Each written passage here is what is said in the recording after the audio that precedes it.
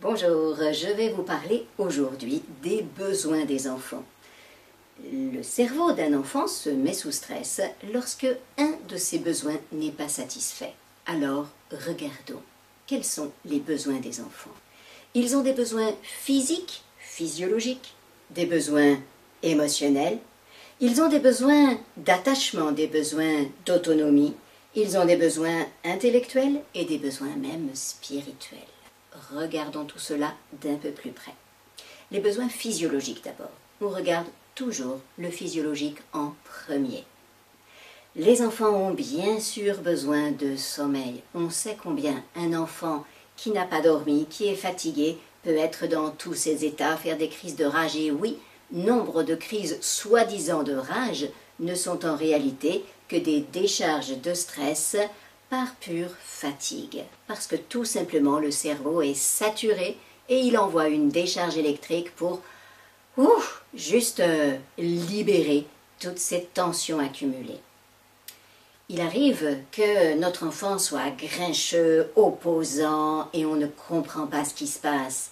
Et on lui en veut, et on ne comprend pas, et on lui crie dessus, et quelques jours plus tard, on découvre qu'il a la grippe ou les oreillons. En fait, il était grincheux parce qu'il couvait une maladie. Oui, il y a souvent une raison physiologique au comportement désagréable de nos enfants. Si, sans raison apparente, notre enfant est systématiquement opposant, systématiquement noir, refusant, bloqué, inhibé, que ce soit un tout petit bébé ou que ce soit un enfant de 7, 8, 9 ans, eh bien, pensons que peut-être il est en train de faire face à quelque chose à l'intérieur de lui. Et si rien d'autre ne justifie son état, eh bien peut-être nous pouvons penser qu'il couve une maladie. Les enfants ont aussi énormément besoin de bouger. Bouger, mobiliser leurs muscles, c'est le travail des tout petits et des plus grands. Il y a quelques années, dès que l'école était terminée, les enfants couraient dans les rues, couraient dans les champs, jouaient au foot, jouaient à toutes sortes de choses. Aujourd'hui, dès qu'on sort de l'école, on rentre le plus vite possible à la maison, souvent en voiture, en bus.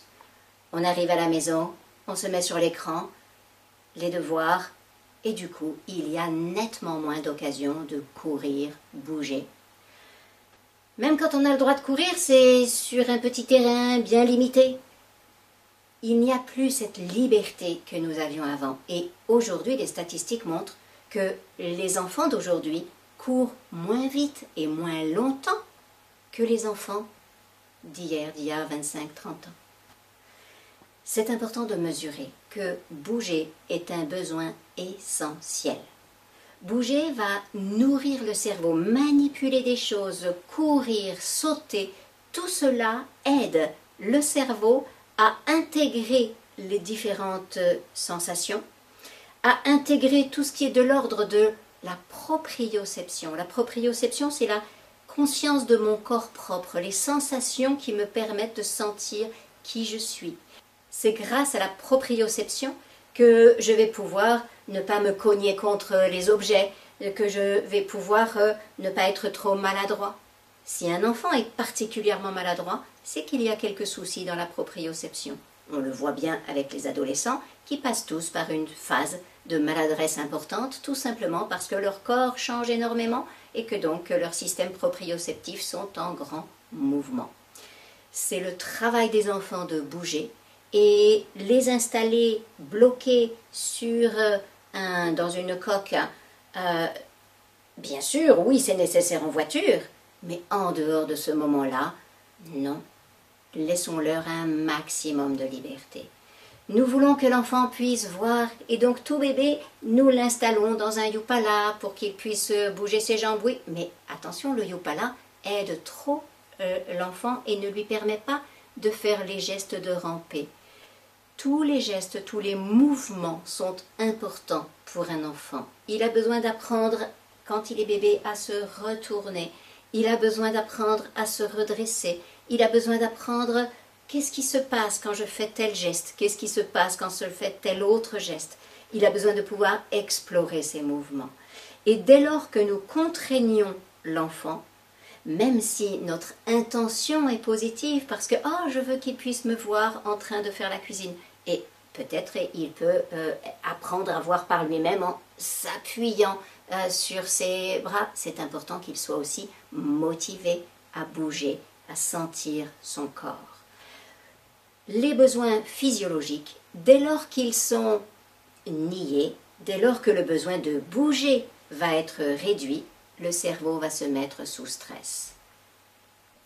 Donc si mon enfant est particulièrement énervé, grincheux, opposant, je pense besoin physiologique ou besoin physique réprimé. Est-ce qu'il a suffisamment couru? Est-ce qu'il a suffisamment sauté?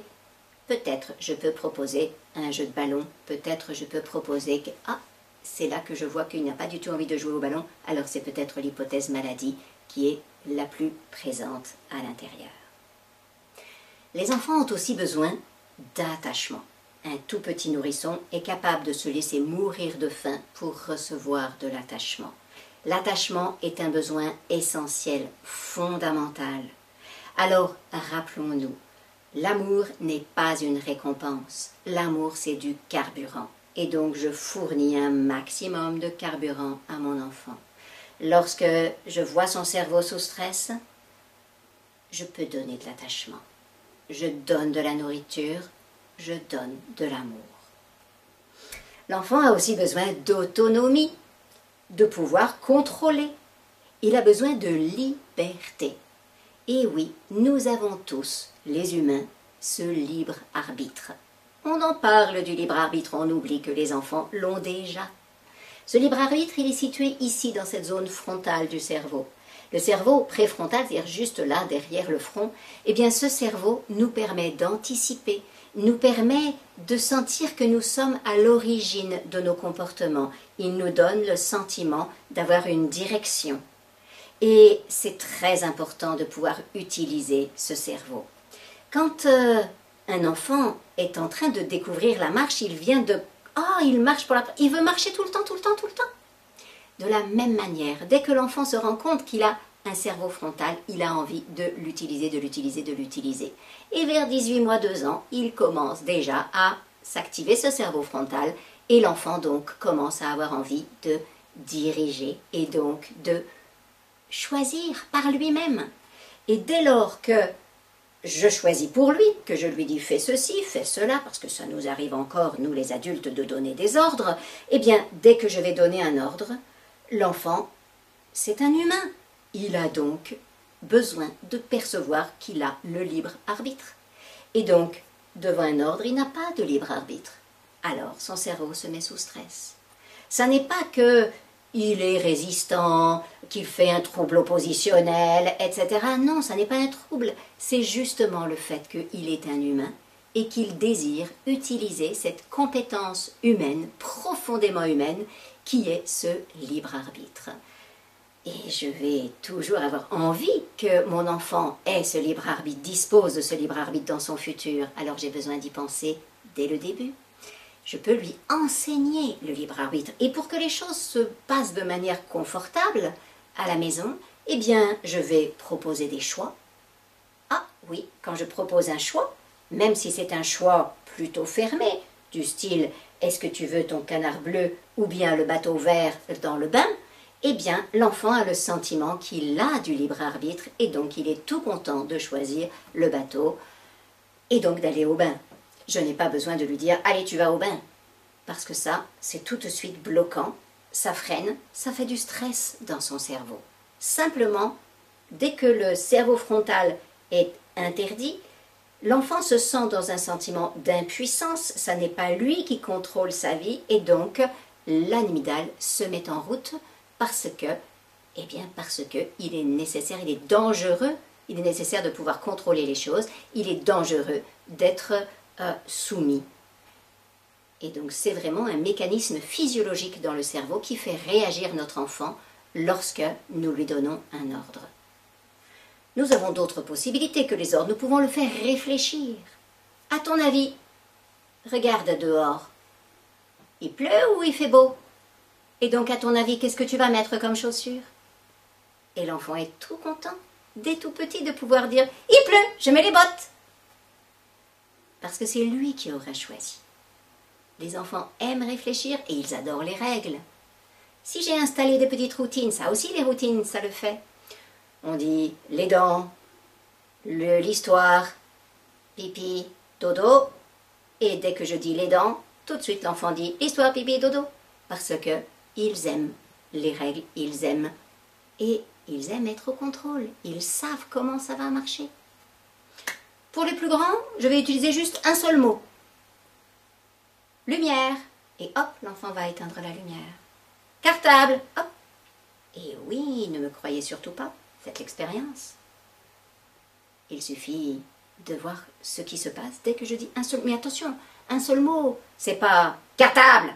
Non, c'est juste un rappel. L'enfant le sait qu'il n'a pas à laisser traîner son cartable dans le salon. Et donc, je passe, et c'est juste un rappel, parce que je me souviens que l'intention de l'enfant n'est pas de m'embêter. Il ne fait pas exprès. Il est juste qu'un enfant, et donc il a laissé tomber son cartable là. Il a besoin d'un rappel, et hop, dès que le rappel arrive, ça arrive en cerveau frontal? Non, ça arrive en cerveau verbal. Et en cerveau verbal, ça ne fait pas de sens. J'ai juste un mot. Si j'avais toute une phrase, s'il te plaît, mon chéri, veux-tu bien ramasser ton cartable? Tu l'as encore laissé par terre dans le salon. Ouh, ça rentre dans le cerveau verbal. Il y a toute une phrase. Ok, j'ai compris la phrase, merci. Terminé. Et l'enfant ne bouge pas. Nous sommes souvent très étonnés de voir que nos enfants ne bougent pas alors que nous leur faisons des jolies phrases, nous expliquons, etc. Et oui, parce que parfois, les gens croient que parentalité positive, ça veut dire tout expliquer aux enfants. Mais non, on parle beaucoup trop, nous les adultes. Les enfants ont besoin d'utiliser leur cerveau frontal.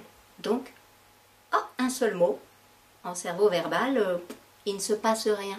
D'ailleurs, je fais de ce côté, mais en fait non, c'est de ce côté, cerveau gauche.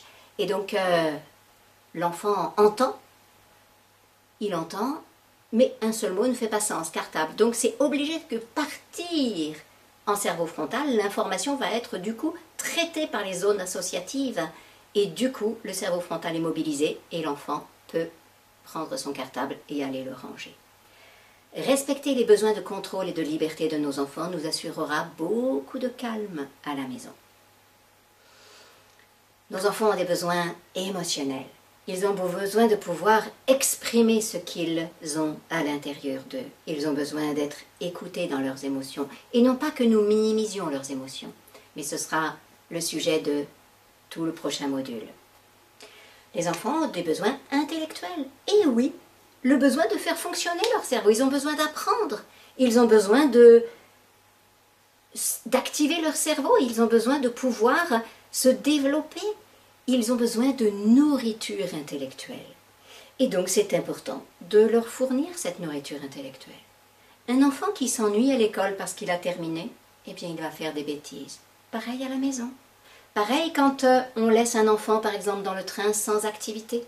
Eh bien il va commencer à allumer, éteindre des lumières, courir partout, etc. parce que rien ne l'occupe. Dans un supermarché, souvent nous ne pensons pas à lui donner une tâche, un objectif, à lui donner un petit travail. Et dans la voiture, on peut aussi lui dire, tiens, tu peux compter toutes les voitures bleues, tu peux repérer toutes les voitures Renault. Du coup, l'enfant a une tâche intellectuelle, son cerveau est mobilisé, alors ça va. Sinon, il s'ennuie. Et l'ennui va déclencher, là aussi, les réactions de stress dans l'organisme. Donc je pense aussi à nourrir les besoins intellectuels de mon enfant, faire fonctionner son cerveau, occuper son cerveau à une tâche. Oh, pas tout le temps. L'enfant a aussi besoin de zones de rêverie. Mais attention, la rêverie, ce n'est pas l'ennui. Quelquefois, l'enfant dit « Maman, je m'ennuie ». Est-ce que c'est parce qu'il ne sait pas rêver? Je vais peut-être l'y aider. On a besoin de zones tampons, de zones où on ne fait rien de spécial pour pouvoir penser, élaborer, voir des images dans sa tête. Mais ça n'a rien à voir avec être dans une situation de contrainte, comme dans la voiture, dans le salon d'attente du médecin, ou quelque endroit où on est contraint. Nous le savons tous. Quand nous sommes à table, on peut discuter avec des tas de gens. Si les mêmes personnes se retrouvent dans une voiture pour aller quelque part, elles sont souvent beaucoup moins discutées. Pourquoi? Parce qu'on est en chemin pour aller quelque part et on attend, on est dans les embouteillages, on est coincé. C'est comme si la conversation s'arrêtait. Les enfants, c'est pareil. Quand on est en situation de contrainte, nous perdons la capacité de pouvoir simplement être bien, rêvasser, et donc nous avons à la retrouver consciemment. Donc je peux aider mon enfant à cela, soit en l'aidant à trouver une tâche, soit en l'accompagnant dans ses rêveries, en l'aidant à rêver. Tout ça donne du sens à la vie. Les besoins spirituels d'un enfant, ce n'est pas des besoins de religion, c'est simplement un besoin de donner sens à sa vie. Oh, la vie d'un tout petit bébé, le sens de la vie d'un tout petit bébé, c'est juste le contact avec maman, avec papa, le contact avec les parents, sentir que j'ai ma place et du coup ma vie a du sens. Au fur et à mesure que l'enfant grandit, l'enfant a besoin de deux choses pour sentir que sa vie a du sens. Il a besoin de sentir l'attachement et il a besoin de sentir l'autonomie, la liberté qui lui donne le sentiment de qui il est. Je suis. Je suis et j'ai ma place sur cette terre. Et voilà. Beaucoup de besoins. Tout cela est récapitulé dans les textes que vous avez à votre disposition. Mon enfant est sous stress? Je regarde. Quel besoin pourrait se cacher derrière ce comportement débordant de mon enfant? Plutôt que de sévir ou de lui demander de modifier immédiatement ce comportement, j'écoute ce comportement comme étant le reflet du stress. Le lait déborde. Je ne cherche pas à mettre un couvercle sur le lait. Je vais regarder ce que je peux faire pour baisser le gaz. Et baisser le gaz, c'est identifier le ou les besoins en présence et les satisfaire. À bientôt.